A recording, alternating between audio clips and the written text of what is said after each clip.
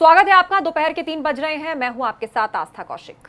नमस्कार, मैं अवधेश और गंगा दोपहर की शुरुआत करते हैं इस वक्त की बड़ी खबर के साथ। बड़ी खबर कानपुर से है, जहां पर पुलिस की सख्ती का वीडियो वायरल हुआ है। लॉकडाउन में सख्ती के दौरान वीडियो वायरल हुआ। लॉकडाउन का उल्लंघन करने वालों की पिटाई की गई। मुर्गा बनाने के बाद डंडे से पीटा गया। कल्याणपुर थाना क्षेत्र के आवास विकास का मामला है। हालांकि ऐसी तस्वीरें उत्तर प्रदेश के तमाम जिलों से आ चुकी है, लेकिन लोग सुधरने को तैयार नहीं है। और ये तस्वीर आप देखिए किस तरीके से कानपुर पुलिस ने सख्ती की, पिटाई भी की, मुर्गा भी बनाया। लेकिन अब क्या ये लोग मानेंगे, ये सवाल है। और ये जो तस्वीर है ये कल्याणपुर थाना क्षेत्र के आवास विकास क्षेत्र की।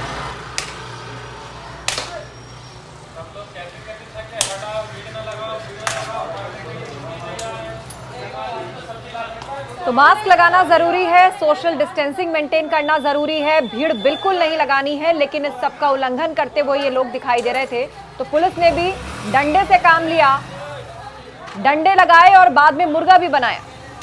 तस्वीरें देखिए आप, कानपुर से तस्वीरें निकलकर सामने आई हैं, जहां पर लॉकडाउन के नियमों का उल्लंघन करने पर इन लोगों को पुलिस ने कुछ इस अंदाज में सजा दी है। एक साथ खड़ा करके इनको डंडा लगाया और उसके बाद मुर्गा भी बनाया। कानपुर की तस्वीर आपके सामने है। और अब चूंकि लॉकडाउन 3 कल से शुरू हो रहा है, सतर्क रहने की जरूरत है। और खासतौर पर कानपुर एक बड़ा सेंटर है कोरोना संक्रमितों का। ऐसे में यहाँ पर लापरवाही भारी पड़ सकती है। लेकिन लोग न प्रशासन की सुन रहे हैं, न पुलिस की सुन रहे हैं। ऐसे में डंडे बरस रहे हैं। और देखने वाली बात होगी कि डंडे की भी सुनते हैं या नहीं सुनते, क्योंकि तमाम ऐसे लोग हैं जो आदत से मजबूर हैं और बार बार सजा पाने के बाद भी सड़क पर निकलने से बाज नहीं आ रहे।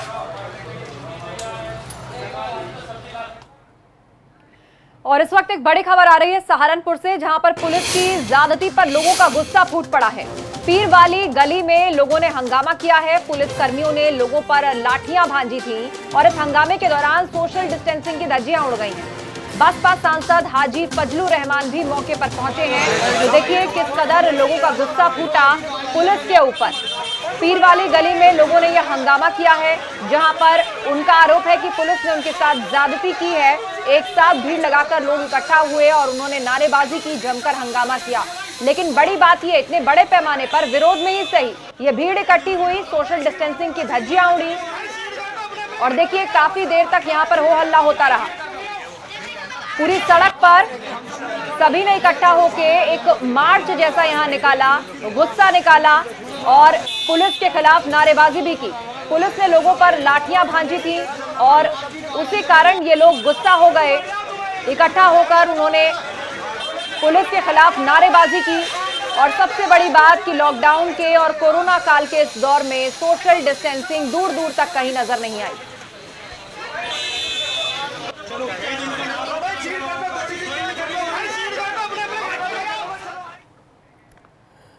सोशल डिस्टेंसिंग की धज्जियां उड़ाए जाने के मामले में सपा विधायक पर मुकदमा और भाजपा नेताओं पर कार्रवाई न किए जाने के मामले ने अब तूल पकड़ लिया है।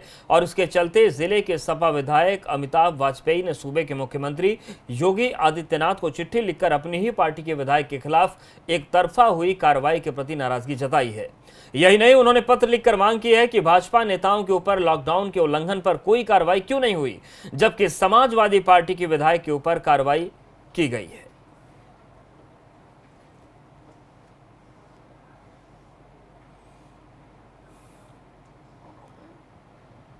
तो दो तस्वीरें आपके सामने हैं। सपा विधायक इरफान पर एफआईआर कर दी गई, वहीं भाजपा विधायक देखिए किस तरीके से मजमा लगाकर बैठे थे, वहां पर कार्रवाई नहीं हुई। और इसीलिए अब समाजवादी पार्टी के विधायक ने सवाल उठाया है कि आखिर अगर कार्रवाई हो रही हो तो सब पर हो, पार्टी देखकर पुलिस कार्रवाई क्यों कर रही है। और सवाल है क्योंकि दोनों ही मामलों में भीड़ दिख रही है, ऐसे में सवाल यह है कि क्या कानपुर पुलिस सत्ता के दबाव में है। मेरे साथी विधायक इरफान सोलंकी जी परसों अपने क्षेत्र के लोगों की समस्या सुनने गए थे। जनता की शिकायतें लगातार आ रही थी। उन्होंने जिला प्रशासन से बात करी और जिला प्रशासन से बात करके जिले के अधिकारियों में, जिसमें सीओ साहब भी थे और 2 थानेदार भी थे, उनको ले करके साथ में मौके पर जनता की समस्या जानने के लिए गए। वहाँ कुछ अधिक संख्या में भी लोग इकट्ठा हो गए, ऐसा मालूम पड़ा है। यदि इकट्ठा हुए थे तो उस पर मुकदमा विधायक इरफान सोलंकी पर हो गया। मेरा ही सवाल खड़ा हुआ, जब सीओ साहब और 2 थाने के थानेदार साथ में गए थे तो भीड़ इकट्ठी ना हुई, जिम्मेदारी विधायक की कैसे हो गई? ये जिम्मेदारी प्रशासन की थी और प्रशासन को सूचित करके उनसे अनुमति लेकर के गए थे। तो ऐसी परिस्थिति में यदि कोई कार्रवाई होना अपेक्षित भी था तो जो कार्रवाई विधायक जी पे होनी चाहिए थी वही कार्रवाई उन अधिकारियों पर भी होनी चाहिए थी जो साथ में गए थे। उनकी भी जिम्मेदारी थी, बल्कि जिम्मेदारी उन्हीं की ज़्यादा थी। और उसी तरफ एक दोहरा रवैया और भी है। उसी दिन की घटना है जब भारतीय जनता पार्टी के एमएलसी साहब स्कूटर चलाते हुए फोटो खिंचा रहे हैं और उनके सर पे हेलमेट नहीं है, पर कोई कार्रवाई नहीं। दरअसल माननीय जो हैं वो अपनी मनमानी में लगे हैं। कानपुर में 29 मई को सपा विधायक इरफान सोलंकी ने हॉटस्पॉट इलाके में करीब 100 लोगों की भीड़ जुटाई। इस वीडियो में डिप्टी एसपी और थानेदार समेत पुलिसकर्मी तक मौजूद रहे, लेकिन नियमों की अनदेखी होती रही। 4 तस्वीरें हम आपको दिखा रहे हैं इस वक्त। कानपुर में ही 29 तारीख को भाजपा की दक्षिण जिलाध्यक्ष ने भी लॉकडाउन के नियमों को ताक पर रखा। बिना मास्क और सोशल डिस्टेंसिंग को नजरअंदाज करके वीना आर्या ने कोरोना योद्धा सम्मान समारोह का आयोजन किया, जबकि शहर में सभी कार्यक्रम और भीड़ इकट्ठा करने पे पूरी तरह से रोक है। 29 मई के ही दिन सुल्तानपुर में सोशल डिस्टेंसिंग मजाक बन गई, वो भी सूबे के स्वास्थ्य मंत्री जयप्रकाश सिंह के सामने। जयप्रकाश सिंह एक समीक्षा बैठक के लिए पहुंचे थे। मीटिंग लेने के बाद जब मंत्री जी बाहर निकले तो अधिकारियों से लेकर भाजपा के नेता सोशल डिस्टेंसिंग की धज्जियां उड़ाते नजर आए। वहीं 30 मई को कौशांबी में सांसद और राष्ट्रीय अनुसूचित जाति मोर्चा के राष्ट्रीय अध्यक्ष विनोद सोनकर ने सोशल डिस्टेंसिंग को तार-तार कर दिया। सांसद कौशांबी और प्रयागराज बॉर्डर पर मोदी किचन समापन कार्यक्रम में वो पहुंचे और सवाल पूछने पर वो ये तक कह गए कि सार्वजनिक कार्यक्रमों में सोशल डिस्टेंसिंग का ध्यान नहीं दिया जाता। अब बात उत्तराखंड की कर लें तो यहां कैबिनेट मंत्री सतपाल महाराज सवालों के घेरे में हैं, क्योंकि एक तो उनकी पत्नी अमृता रावत कोरोना पॉजिटिव पाई गई हैं। हालांकि कल ही सतपाल महाराज कैबिनेट की बैठक में भी शामिल हुए। इससे कुछ दिन पहले उनके निजी आवास पर दिल्ली से कुछ लोग मिलने भी पहुंचे और उसके बाद उनके घर में सभी को क्वारंटीन कर दिया गया। आवास के बाहर एक नोटिस भी चिपका दिया गया, जिसके बाद सतपाल महाराज की ओर से यह कहा गया कि वो अपने सरकारी आवास में रह रहे हैं। लेकिन सवाल अब यह भी उठ रहा है कि क्या अमृता रावत, जो उनकी पत्नी है, कोरोना पॉजिटिव पाई गई है, वो भी क्या सरकारी आवास में उनके साथ रह रही थी या नहीं? मेरे को आगे पता लगा कि चले गए। और कैबिनेट मंत्री सतपाल महाराज की पत्नी कोरोना संक्रमित पाई गई हैं। पूर्व मंत्री अमृता रावत को ऋषिकेश एम्स में भर्ती कराया गया। बाकी सदस्य देहरादून में क्वारंटीन कर दिए गए हैं। अमृता रावत के बाद 41 लोगों के सैंपल और लिए गए हैं और अभी सतपाल महाराज की कोरोना रिपोर्ट का इंतजार किया जा रहा है। तो सतपाल महाराज की पत्नी, जो पहले कैबिनेट मंत्री रह चुकी हैं कांग्रेस की सरकार में, वो कोरोना पॉजिटिव पाई गई हैं। इन सब के बीच लापरवाही सतपाल महाराज की भी देखने को मिली है। वो कैबिनेट की बैठक में कल पहुंच गए थे, जबकि उनकी कोरोना रिपोर्ट अभी आनी बाकी है। वहीं अमृता रावत को ऋषिकेश एम्स में भर्ती करवाया गया है। महाराज जी की फैमिली में एक पॉजिटिव केस मिला था, उनको एम्स ऋषिकेश में शिफ्ट कर दिया गया है और जो पारिवारिक सदस्य हैं लगभग 25-26 लोग हैं, उनको विभिन्न होटलों में उनको रखा जा रहा है यहाँ से। और अब बढ़ते हैं आगे। कैबिनेट मंत्री सतपाल महाराज की पत्नी में कोरोना की पुष्टि होने के बाद स्वास्थ्य विभाग में पूरी तरह से हड़कंप मच गया है। अब सतपाल महाराज के आवास में क्वारंटीन रह रहे लोगों को शिफ्ट किया जा रहा है, साथ ही उनको भी एक होटल में क्वारंटीन किया गया है।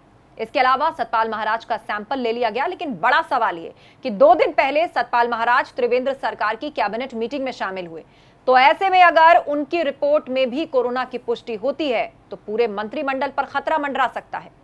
उत्तराखंड सरकार में पर्यटन मंत्री सतपाल महाराज की पत्नी में कोरोना की पुष्टि होने के बाद स्वास्थ्य विभाग में पूरी तरह से हड़कंप मचा हुआ है। ये सतपाल महाराज का आवास है। आप देख सकते हैं कि ये पूरा आवास पहले से ही क्वारंटीन किया गया था, क्योंकि दिल्ली से कुछ लोग यानी सतपाल महाराज के रिश्तेदार यहाँ पर पहुँचे थे, जिसके चलते प्रशासन की ओर से इस पूरे आवास को क्वारंटीन कर दिया गया था। लेकिन अब सतपाल महाराज की पत्नी में कोरोना की पुष्टि हो चुकी है। ऐसे में अब इसमें रहने वाले लोगों को यानी 41 लोगों को सुद्धो वाला क्वारंटीन सेंटर में भेजा जा रहा है जिला पुलिस और प्रशासन के माध्यम से।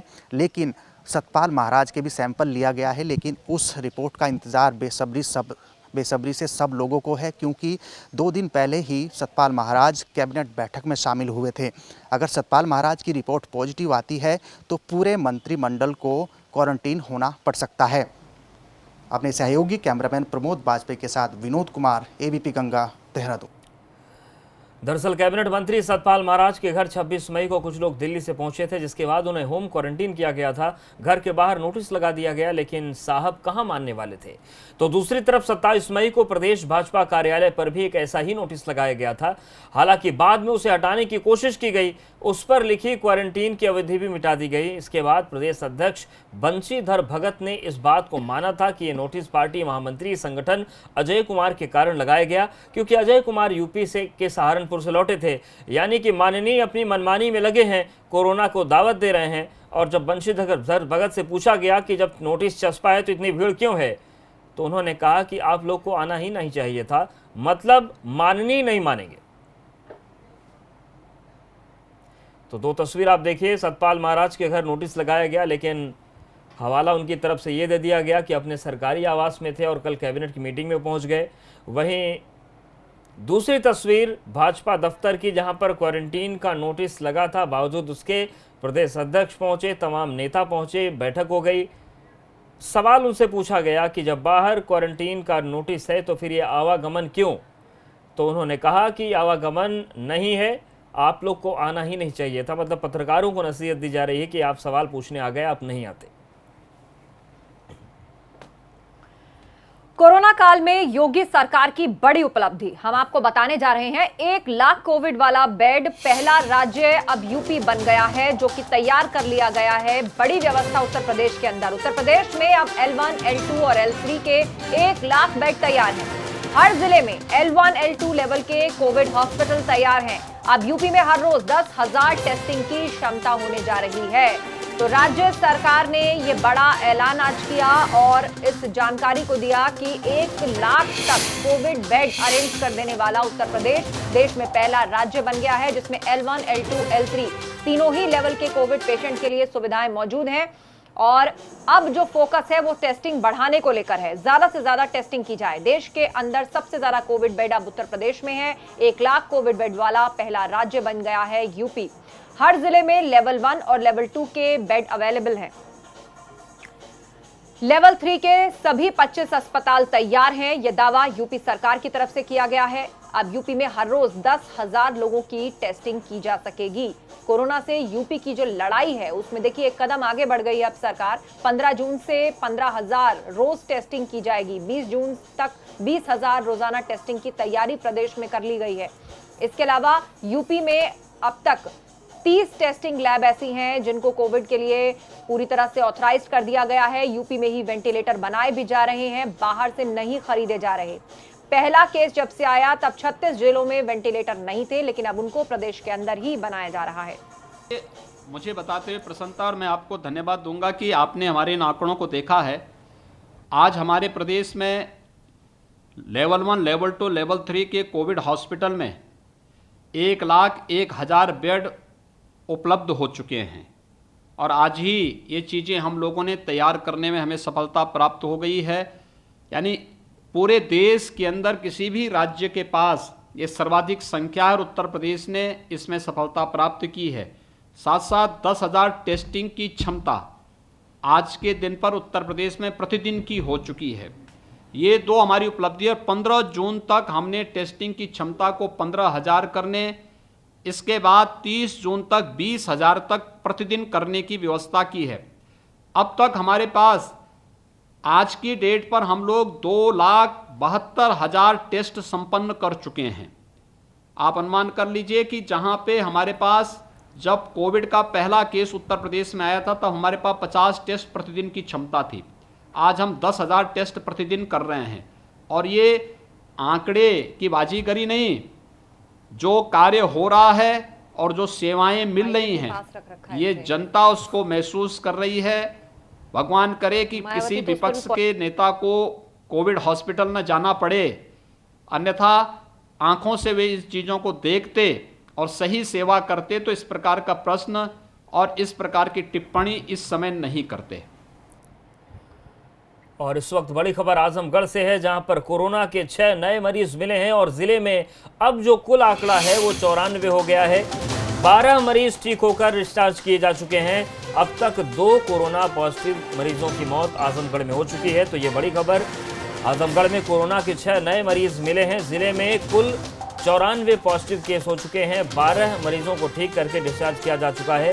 अब तक आजमगढ़ में कोरोना से 2 लोगों की मौत हो चुकी है। तो जो पूर्वी उत्तर प्रदेश है वहां पर तेजी के साथ आंकड़े बढ़ रहे हैं।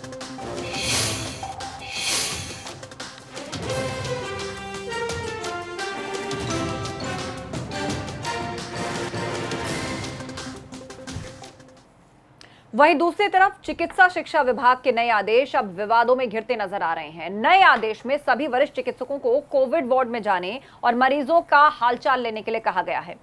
साथ ही राउंड के समय तस्वीर खींचकर और अपनी वीडियो बनाकर डीजी मेडिकल एजुकेशन को भेजने के आदेश हैं और ये पूरी रिपोर्ट हर सीनियर डॉक्टर को शाम 6 बजे तक ईमेल के जरिए भेज देनी होगी। इन नए आदेशों को लेकर एसजीपीजीआई के रेजिडेंट डॉक्टर एसोसिएशन ने इसको तुगलकी फरमान करार दिया है। साथ ही डॉक्टर्स का अपमान करने वाला और अव्यवहारिक भी बताया है। आरडीए की तरफ से कहा गया है कि पीपीई किट पहनने के बाद सभी डॉक्टर्स एक जैसे दिखाई देते हैं। ऐसे में वीडियो और फोटो में पहचान कैसे हो सकती है? और दूसरी तरफ कोविड वार्ड में मोबाइल या कैमरा ले जाने पर बार बार उसे सैनिटाइज करना होगा और वार्ड के अंदर फोटो या वीडियो बनाना मरीजों की निजता के अधिकार का हनन भी होगा। इन तर्कों के साथ आईएमए ने भी अब राज्य सरकार के खिलाफ मोर्चा खोल दिया है।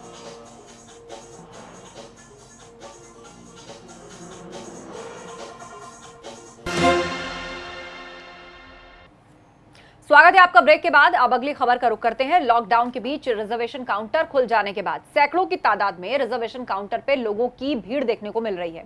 हालांकि इस लाइन में खड़े लोग ज्यादातर अपनी टिकट कैंसिल कराने पहुंचे हैं और लोगों की माने तो लॉकडाउन होने से पहले अपने गांव जाने के लिए उन्होंने ये टिकट बुक करवाया था, लेकिन कोविड-19 के चलते ट्रेनें रद्द हो गई और अब वो अपने गाँव नहीं पहुंच पाए। लेकिन कोविड-19 के चलते उनका रोजगार और घर की अर्थव्यवस्था बिगड़ गई।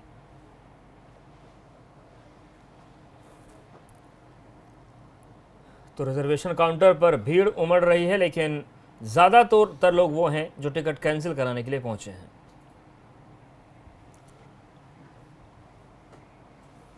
लॉकडाउन 5 के साथ ही कल अनलॉक 1 की भी शुरुआत हो जाएगी। 8 जून के बाद पूजा स्थलों को भी खोले जाने हैं। इबादत घरों से जुड़े जिम्मेदार लोग प्रशासन की गाइडलाइन का इंतजार कर रहे हैं। कानपुर के परमट मंदिर में रोजाना हजारों लोग दर्शन करते हैं। ऐसे में सोशल डिस्टेंसिंग मेंटेन करना बड़ी चुनौती होगी। मंदिर में महंत से बात की हमारे संवाददाता ने।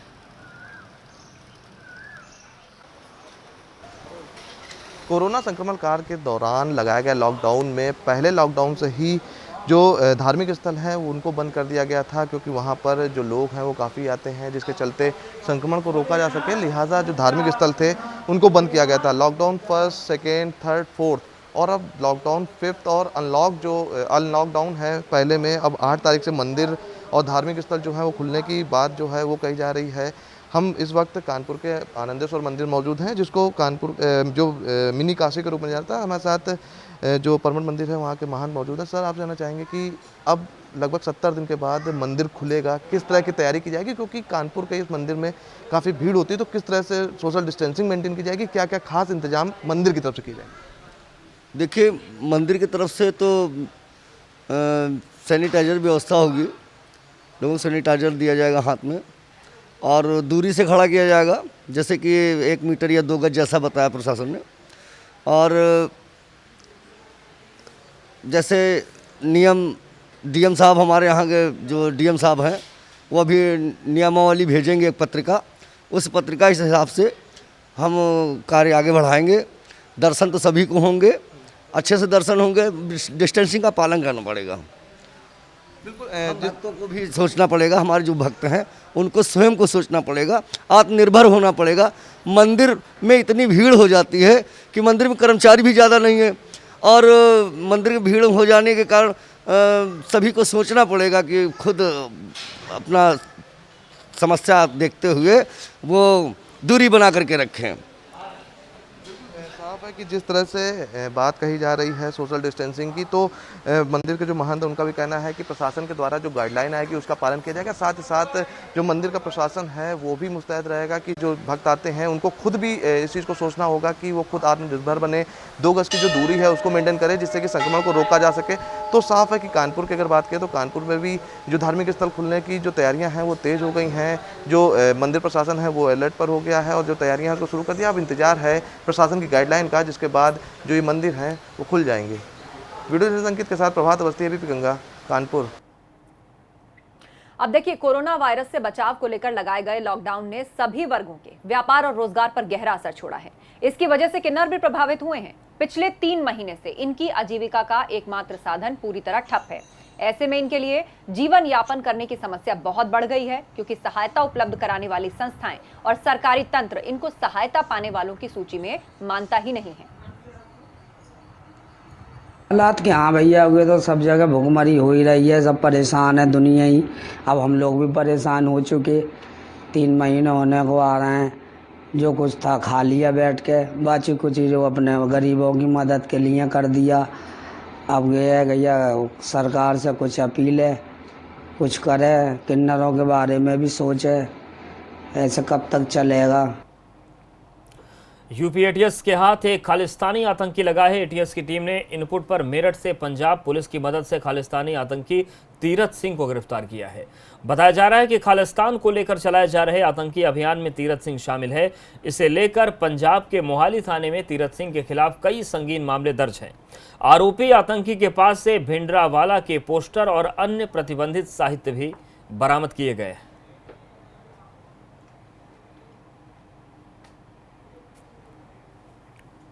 उधर रायबरेली में तेज रफ्तार कार का कहर देखने को मिला है। यहां दीवानी कचहरी के पास बेकाबू कार से हड़कंप मच गया। ये कार तेजी से पहले बाइक से टकराई और फिर दूसरी कार में जाकर टकराई। हालांकि इस घटना में किसी को चोट नहीं लगी है। कार न्यू दिल्ली के एक विपिन गुप्ता नाम के शख्स पर रजिस्टर्ड है।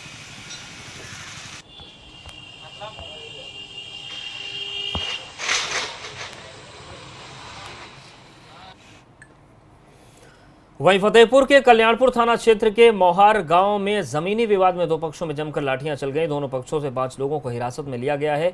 कई वर्षों से चल रहा है विवाद। डीएम की रोक के बावजूद एक पक्ष दीवार बना रहा था और उसके बाद यहां पर विवाद शुरू हो गया। पुलिस मामले की जांच कर रही है, लेकिन देखिए किस तरीके से यह फतेहपुर से तस्वीर सामने आई है, जहां पर दीवार को लेकर, जमीन को लेकर विवाद था और देखते ही देखते यहां पर दोनों पक्ष आपस में उलझ गए, जमकर मारपीट हुई। फतेहपुर के कल्याणपुर थाना क्षेत्र के मोहार गांव की तस्वीर है, जहां पर जमीनी विवाद में गांव के 2 पक्ष आपस में भिड़ गए, जमकर मारपीट हुई। पुलिस ने 5 लोगों को हिरासत में लिया है। हालांकि डीएम की तरफ से यहां पर किसी भी तरह के निर्माण पर रोक थी, लेकिन एक पक्ष निर्माण करने लगा और उसके बाद बात यहां पर बिगड़ गई। ग्राम के प्रधान को भी पीटा गया। पुलिस अब मामले की जांच कर रही है।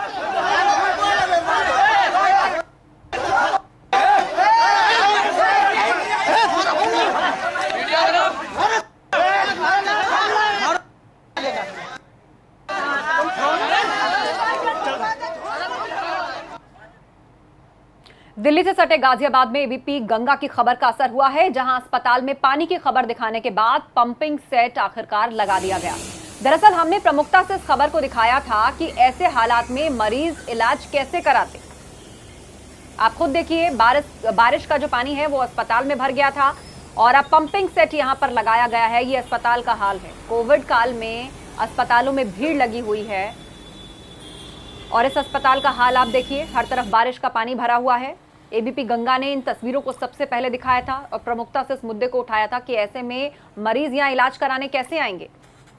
अस्पतालों में बेड की कमी हो रही है, डॉक्टर्स और अस्पतालों में जगह कम पड़ रही है और ऐसे में बारिश के चलते एक हॉस्पिटल का ये हाल है।